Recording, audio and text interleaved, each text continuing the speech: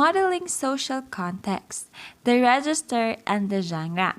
To this point, we have considered cohesive resources in relation to other aspects of text organization and the contribution such texture makes to our sense that the text hangs together. Its coherence. Can we have coherence without texture? Yes. Again, providing our examples are short and carefully excerpted, and providing we can access the social context of such examples. This brings us to the question of modeling social context in a functional theory, which looks at what cohesion is, realizing alongside the ways in which it is realized. And SFL social context is modeled through register and genre theory, following Halliday 1978. A natural relation is posited between the organization of language and the organization of social context, built up around the notion of kinds of meaning. So let's move on to the types of meaning in relation to social context. Interpersonal meaning is related to the enactment of social relations, such the social reality, and then to tenor. Ideational meaning is related to the construction of institutional activity, which is the naturalized reality, to field. And the next one is the textual meaning. It is related to information flow across media, which is the semiotic reality, and then to mode. Tanner is concerned with social relations as these are enacted through the dimensions of power and solidarity.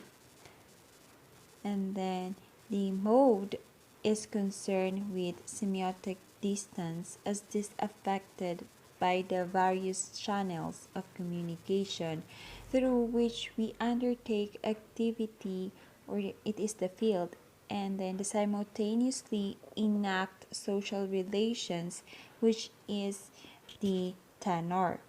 The register motivates the patterns of cohesion in the text and their realization in turn through lexicogrammar.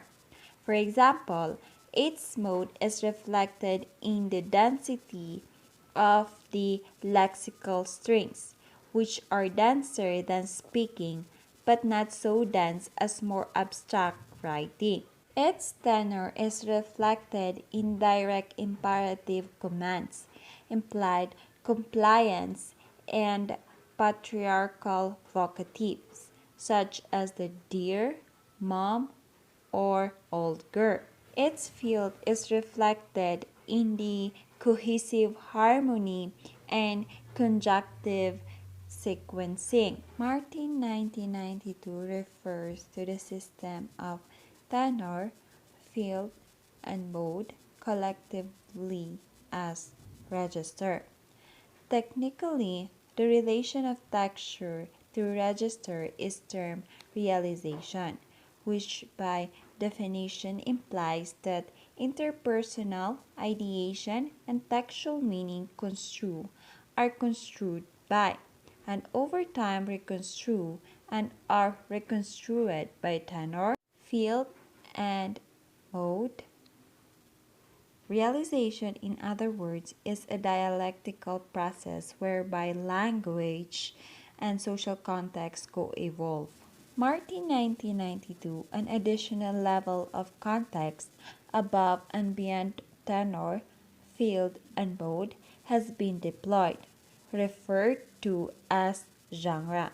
This level is concerned with system of social processes or the principles correlating social processes. Each other have to do with texture, the ways in which field, mode, and tenor variables are faced together in a text.